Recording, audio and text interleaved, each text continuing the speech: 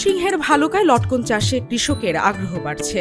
বাজারে চাহিদা ব্যাপক, খরচ কম, ফলন ভালো এবং লাভজনক হওয়ায় কৃষকরা লটকন চাষে ঝুঁকছেন। বাড়ির আঙ্গিনায় পরিত্যক্ত জায়গায় বাণিজ্যিকভাবে লটকন চাষ হচ্ছে।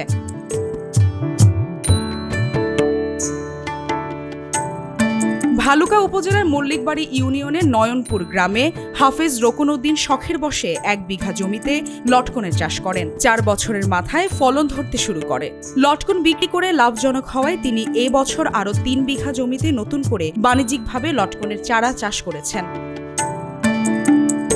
খরচ কম, বাজারে দাম বেশি, পাইকাররা বাগান থেকে প্রতিমন লটকন 3500 টাকা দরে কিনে নিয়ে যাচ্ছেন। আবার তিনি বাগানের কলম বিক্রি করে বাড়তি অর্থ আয় করছেন।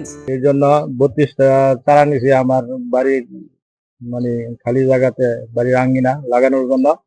আমাদের বাড়ি এই গ্রামে। আমি 100 চারা নিয়েছি, 100 চারা নিয়েছি ওর কাছ থেকে। ওর লটকন খুবই ভালো।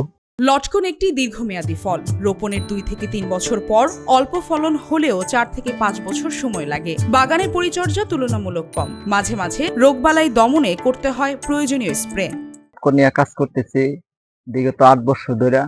প্রথম আমি মসজিদ মাদ্রাসায় ইমামতি করতাম। তো ওই জায়গা থেকে গাছের প্রতি আমার একটা প্রেম ছিল, ভালোবাসা ছিল। 200 মতো গাছ রোপণ করছিলাম। পরে 200 গাছ আপনার ফুল বেশি কলবের গাছ।